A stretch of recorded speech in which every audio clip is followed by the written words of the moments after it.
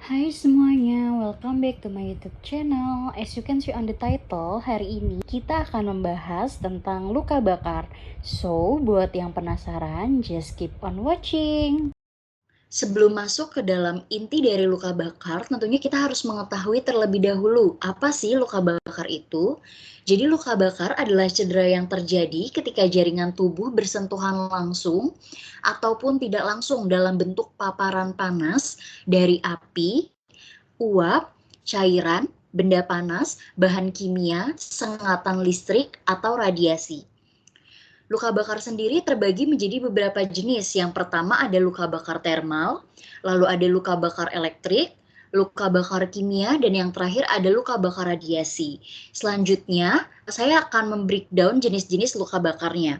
Yang pertama ada luka bakar termal. Luka bakar jenis ini biasanya disebabkan karena pajanan terhadap nyala api, uap air, dan cairan panas. Contohnya adalah kejadian kompor meleduk, tersiram air panas, dan tersiram minyak panas. Lalu selanjutnya ada luka bakar elektrik.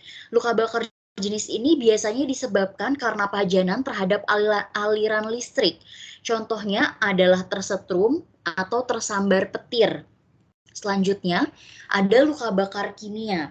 Luka bakar jenis ini biasanya disebabkan karena pajanan terhadap asam kuat, alkali, atau zat lain seperti deterjen atau pembersih lantai. Dalam artian, penggunaannya ini dalam jumlah yang cukup banyak. Contohnya, ketika kita memegang deterjen dalam jumlah yang cukup banyak dengan tangan telanjang kita, tentunya tangan kita ini akan terasa panas. Lalu selanjutnya ada luka bakar radiasi yang biasanya disebabkan karena pajanan terhadap sumber radioaktif. Contohnya adalah terbakar sinar matahari ataupun efek samping dari terapi radiasi untuk pasien kanker. Lalu selanjutnya adalah karakteristik dari luka bakar. Untuk diketahui, luka bakar ini terbagi menjadi 3 derajat. Yang pertama ada derajat 1, lalu ada derajat 2 dan ada derajat 3. Untuk derajat 1 ini jaringan yang rusak meliputi jaringan epidermis. Manifestasi klinisnya biasanya berupa kulit kemerahan, kulit raba kering, dan juga dirasa nyeri. Lalu ada luka bakar derajat 2. Luka bakar derajat 2 ini terbagi lagi menjadi 2. Ada derajat 2 dangkal dan ada derajat dalam. Untuk derajat 2 dangkal, jaringan yang rusak ini meliputi epidermis dan bagian atas dermis. Manifestasi klinisnya meliputi rasa nyeri, sudah timbul bulai, folikel rambut dan sebasea juga ditemukannya masih banyak. Lalu selanjutnya ada derajat 2 dalam. Jaringan yang rusak ini hampir mengenai seluruh bagian dermis.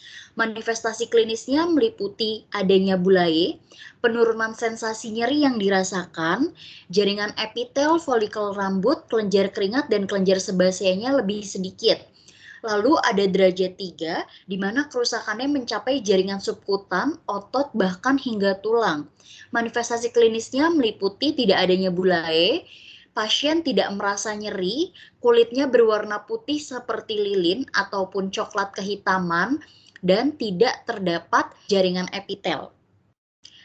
Untuk mempermudah teman-teman dalam membedakan ketiga derajat luka bakar, di sini bisa untuk diingat derajat 1 ini biasanya tanda yang khas adalah kulit kemerahan dan masih merasakan nyeri. Untuk derajat 2 sudah timbul bulai dan nyeri apabila derajat 2-nya dangkal. Sedangkan kalau derajat 2-nya dalam, sensasi nyeri yang dirasakan sudah mengalami penurunan. Lalu ciri khas pada derajat 3 adalah tidak terasa nyeri, kulitnya berwarna putih seperti lilin ataupun coklat kehitaman. Lalu selanjutnya ada perhitungan luas luka bakar dengan menggunakan rule of 9, yang mana di sini dapat dilihat bahwa untuk kepala hingga leher ini jumlahnya adalah 9 dengan detail untuk wajah bagian depan 4,5 dan kepala bagian belakang 4,5.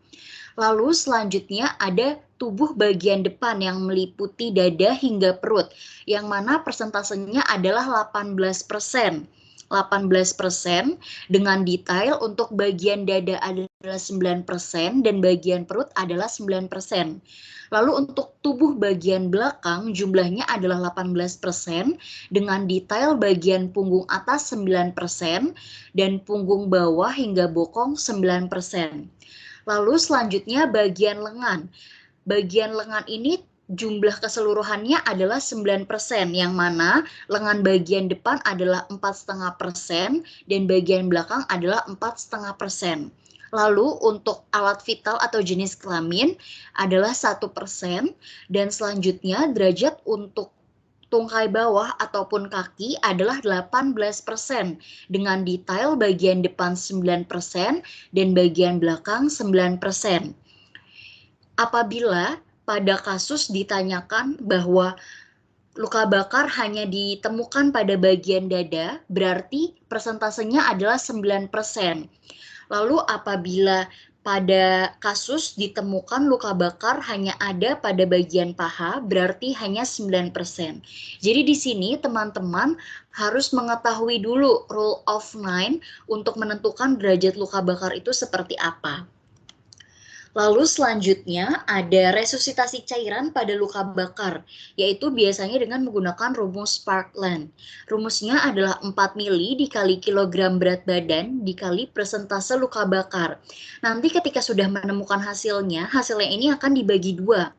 Lalu 50% cairan akan diberikan pada 8 jam pertama dan 50% akan diberikan pada 16 jam kedua. Selanjutnya di sini ada contoh soal. Seorang laki-laki usia 27 tahun diantar ke IGD dengan keluhan luka bakar sejak 1 jam yang lalu. Hasil pengkajian luka bakar ditemukan pada kepala, dada hingga perut, punggung hingga bokong, dan paha kiri.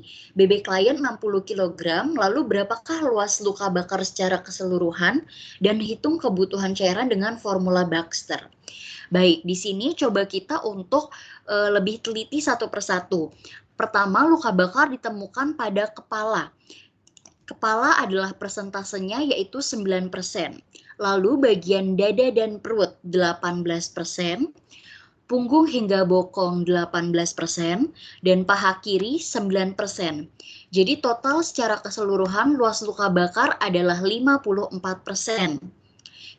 Selanjutnya kita akan menghitung kebutuhan cairan dengan formula Baxter. 4 dikali berat badan klien yaitu 60 kg dan dikali luas luka bakar yaitu 54. Didapatkan hasilnya 12.960 cc. Lalu kita bagi 2 jadinya 6.480 cc.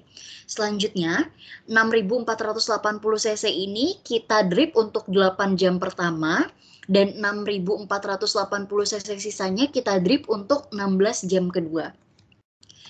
Selanjutnya di sini teman-teman bisa mencoba untuk berlatih. Nanti untuk jawabannya teman-teman bisa coba komen di bawah.